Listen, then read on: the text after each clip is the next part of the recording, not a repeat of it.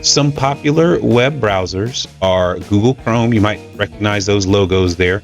Google Chrome, Safari, Opera, Bing, all these, Firefox, these are web browsers, and they let you look into the websites from your device, right? Just like the windshield of your car would allow you to. So let's take a peek at how a web browser works. So we've got a couple of things labeled here. So for example, on number 1, you can see that there's an arrow pointing backwards. I may have looked reverse for you, sorry. The arrow is pointing backwards, and it's indicating to you that you can go back. That little section in green with the number 1, it's called the navigation pane. And clear, of course, that's where you navigate on your web browser, right? You can go backwards. If you were on a page, you went forward, you clicked on something, and it turns out that's not what you were looking for at all, no problem. You just hit that back on the navigation pane and it takes you to the previous page. In fact, you can just keep clicking back and it'll take you all the way back to where you started. That's really important to know because that means you're never really lost on the internet. If you're on your web browser and you're like, oh, this isn't what I was looking for, just go to that navigation pane and click back. It'll take you back to where you were before. You can reorient yourself and you can figure out what you're looking for from there. And that's one really nice thing. There were some really intelligent, nerdy people back in the day that figured out these web browsers, but they tried to make it as easy for us as possible to get around. And so little tools like that, there's always cues, right, that they're trying to give us so that we can use our web browsers effectively. So that's the first thing. Number 1 is the navigation pane. Number 2 is reload. And this is also in most every web browser, whether it's, web browser on your phone, on your computer, on your TV, any of these things, they're all going to have both that navigation pane and the reload. The reason you may need reload is various things could happen. The page could fail to load properly, so you can tell like there should be a picture somewhere and it's not there. Or maybe you get that little error message like 404, something has happened. You just click that reload and it'll try to access the page again. It's almost like when you're using your GPS and it says you have arrived and you look around and you're like, wait a minute, I don't see what you're talking about. And you just start the GPS over and look at the map. You can see that, oh, I'm close, but I'm not quite there. You had to go back and relook at it. It's the exact same idea with reload, right? You just reload that page and it will try to get that page opened up for you again. However, if you do see an error message like that, it can often be a clue that your internet is out. And usually it will say very explicitly, you do not have internet connection, or there's no network connection. So that's your cue that maybe you need to go to your on-ramp to your router and take a look at it. Maybe you need to unplug it, plug it back in. And if that doesn't work, you may even need to call your internet service provider. So just a little tip there. Number 3 that you can see there is something called Open New Tab. So just like the windshield of your car can only show you so much, there's only so much glass real estate, so to speak, right, that you can look through. We want to have lots of information on the screen of the device that we're looking at. But unfortunately, there's only so much that they can share with us. So let's just take a situational example. Let's say you decide, if you're Southern like me, you probably have times where you're like, you know what, I would really love, how about some banana pudding? I'd love some banana pudding, right? And maybe you're thinking, I'll look up a recipe. So you look up a recipe. Let's say you land on this one. You land on this one on Bon Appetit, right? And it sounds really nice, right? And it looks good too, right? That's a very unique take on a banana pudding. Okay, why don't we give it a try? But when you read a little bit more about it, you think, well, you know what? I don't know. Maybe this is a little more than I felt like doing. For example, it says you need to get a piping bag out. I don't want to get a piping bag out. I just want to layer it up like my grandma used to and have a nice fall dessert. So if that's the case, you see right here at the top, you've got a plus sign. That plus sign, you see how it says new tab right there? New tab right there. When you click on this, it will give you a new tab with nothing on it. It's just blank. So all you have to do is type in banana pudding recipe and you search for it. Now, your original recipe that you looked up is still here. It's still on that previous tab. It didn't go anywhere, but there's only so much real estate on the screen. So rather than having a bunch of things just covering up the whole screen, it's just tucked away in this same window just along here. And then you can find something simple that's highly rated. There's a beautiful one right here, 7 hours and 15 minutes. Maybe we don't want that one either. But the point is, this is how that open new tab works. It's really important because you can have hundreds of tabs. I've got a beloved family member. I think at one point she had 127 tabs open on her phone, right? We can have as many as we want, so we don't have to worry about saving anything. We just keep the tab open and it's there. Just like we've still got this here. We've still got our friendly tech help page up. It's still there. We don't have to worry about it. So that was number 3, open new tab. Number 4 is something called the address bar, right? The address bar.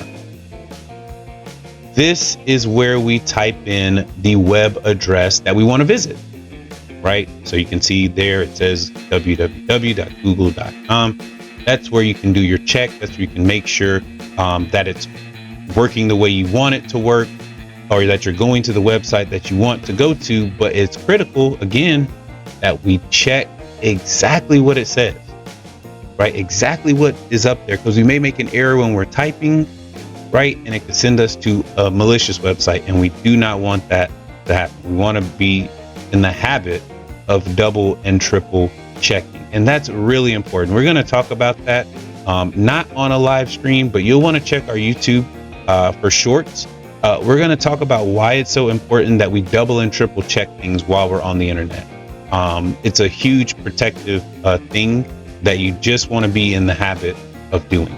So that's the address bar. You type that in where to find the website that you're looking for. It's much like a GPS or when you're on the internet, which is the highway. Number 5, you'll notice, you've seen this plenty of times. Now, this is the Google Chrome web browser. If you use Safari, it looks very different. If you're accustomed to using Apple, it looks very different. It has a red, yellow, green instead of these 3 things here. But we'll just for now focus on this one. We will have a comparison live stream as well, where we talk about what the differences are, why in some cases people prefer Android or Apple. We're not getting into a debate about which is better, because it doesn't actually matter. It's just personal preference, right? So what we need to know, though, is that these 3 web controls, window controls, are critical that we understand how they work, because they can unlock a lot of real estate on our screen. So let's say, for example, you're on your computer and you've got your web browser open, Google Chrome, and you've had another page open or another app open, but now your Google Chrome is covering the screen. That first thing, it just looks like a line. So if you're on a computer right now, if you look at the top right, you'll see there's a line. If you click on that, it drops that whole window down into the bar at the bottom, right? It hasn't gone anywhere really. It's just tucked away there.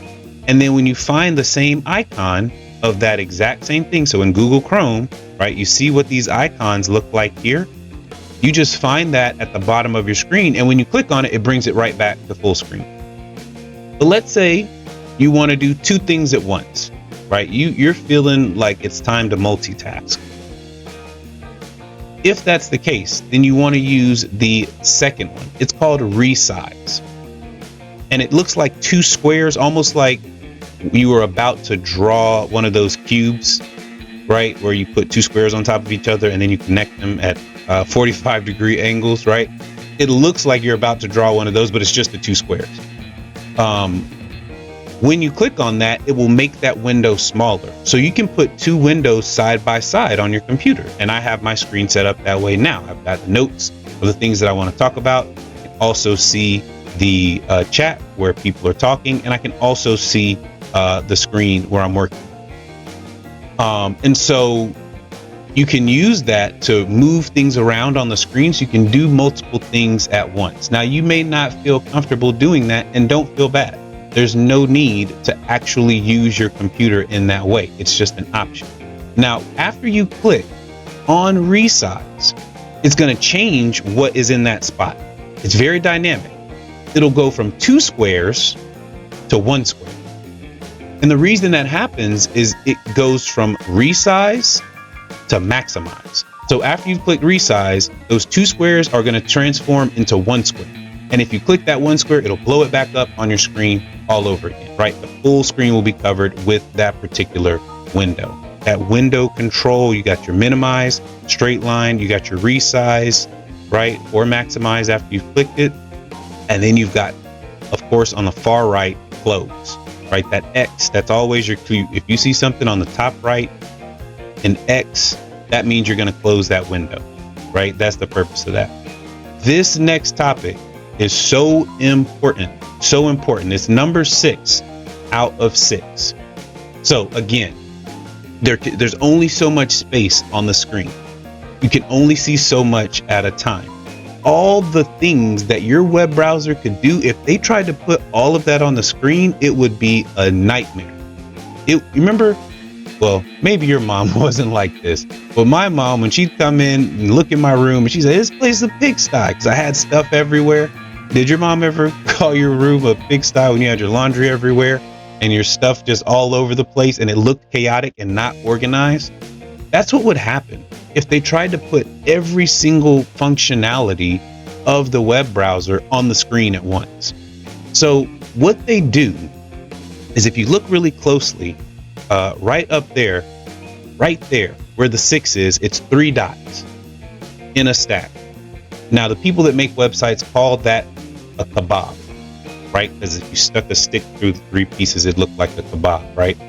And the reason you want to know about kebabs is because it is a signal to you. It's a sign for you. Every time you see a kebab, 3 dots stacked up like that on any website, that is a cue. That means there is hidden functions. There are hidden functions behind that. So in the case of a web browser, when you click on that, it's going to have so many options. It's going to show you, hey, here's the passwords you saved. Here's your history. If you want to go in and do any kind of developer things, this is not the chat for you. This is something very basic, but all that functionality is hidden behind the kebab. So you can test this out for yourself. If you go on your web browser, you'll see if you hit those 3 dots, it's going to open up all these things. And when it opens it up, just click anywhere on the screen. It'll disappear right back behind the 3 dots. But you can go to other apps and you'll see that exact same functionality is there. This is a cue that all developers use when they make solutions, or what we call applications or websites. That is a sign to you. And we'll talk about this more when we're talking about websites on Thursday, that there's just certain cues that are designed to trigger a thought. So if you see those 3 dots, if you see that kebab, that is a cue that you need to click on it, because there's more functionality that's hidden there.